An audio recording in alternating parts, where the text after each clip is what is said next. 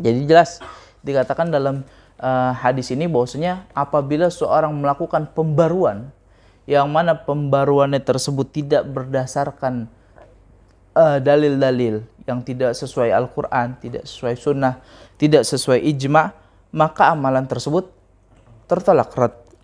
Ya, jadi kita kenal ini namanya apa? Ada yang tahu? Namanya bid'ah. Ya. Jadi orang yang membuat pembaruan dalam agama ini bid'ah. Tapi apakah kita sering melakukan bid'ah yang seperti dituduhkan oleh salah satu kelompok? Ya, kita pengamal tahlil, pengamal apa lagi kita? Maulid, ya. Kita sering dituduh bid'ah, bid'ah. Orang yang melakukan bid'ah. Kata Rasulullah SAW, orang yang melakukan bid'ah maka tempatnya di neraka. Kullu bid'atin dhalalah wa kullu dhalalatin finnar.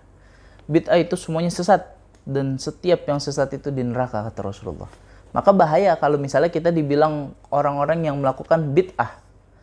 Kalau kita melakukan bid'ah, artinya tempat kita di mana? Di neraka. Jadi kalau kita dituduh kaum bid'ah yang membuat bid'ah, maka udah pasti tempat kita di neraka. Tapi apakah kita sedekat itu dengan kebid'ahan? Apakah kita benar-benar melakukan bid'ah?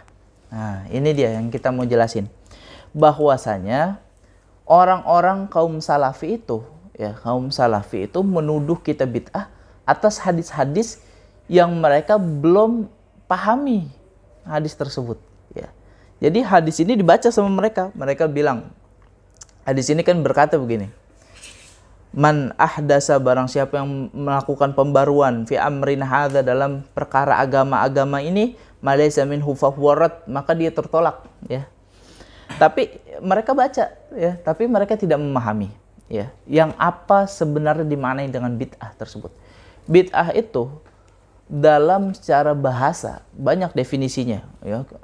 Ada definisinya Imam Nawawi, Imam Is bin Abdillah, kemudian ada lagi Imam Ibnu Hajar Asqalani, banyak ulama-ulama yang mendefinisikan tentang bid'ah.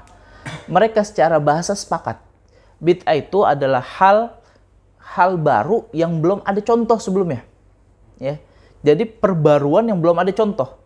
Oleh karena itu secara agama, secara bahasa itu Allah bisa dikatakan sebagai pembuat bid'ah. Kalau gitu, iya, secara bahasa, ya. Karena Allah Subhanahu wa taala menciptakan manusia, menciptakan bumi, belum ada contoh sebelumnya. Paham? Itu secara bahasa, ya. Maka Allah pun berhak dibilang sebagai pembuat bid'ah kalau lihat dari secara bahasa. Tapi kita kalau lihat secara syariat, secara syar'i, apa makna bid'ah itu? Maka bid'ah itu suatu hal yang bertentangan dengan Al-Qur'an dan juga sunnah. Ya. Jadi ingat bedanya nih. Dikit-dikit nanti kalau kita dibilang, oh ente bid'ah nih ngelakuin kayak gini, bid'ah. Lihat dasarnya. Apakah bertentangan dengan sunnah? Apakah bertentangan dengan Al-Quran? Kalau tidak, jalanin terus. Ya. Jadi intinya jangan nanti kita goyah. Dengar orang, bid'ah itu nggak pernah dilakuin zaman Rasul. Emang maulid ada di zaman Rasul? Ada nggak kira-kira? Nggak ada. Tahlilan ada di zaman Rasul? Nggak ada.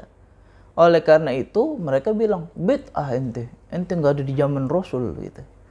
Nah, jadi bid'ah itu ada dua, ya. Ada bid'ah secara bahasa, ada bid'ah secara syariat. Kalau secara bahasa ya kita pembuat bid'ah, nggak ada contohnya emang maulid. Cuman secara syariat kita tidak melanggar daripada kaidah bid'ah itu sendiri, karena kaidah itu yang bertentangan dengan Al-Quran dan juga sunnah. Yang tidak bertentangan dengan Al-Quran, dengan hadis-hadis Nabi, maka itu dikatakan sunnah. Yang tidak bertentangan.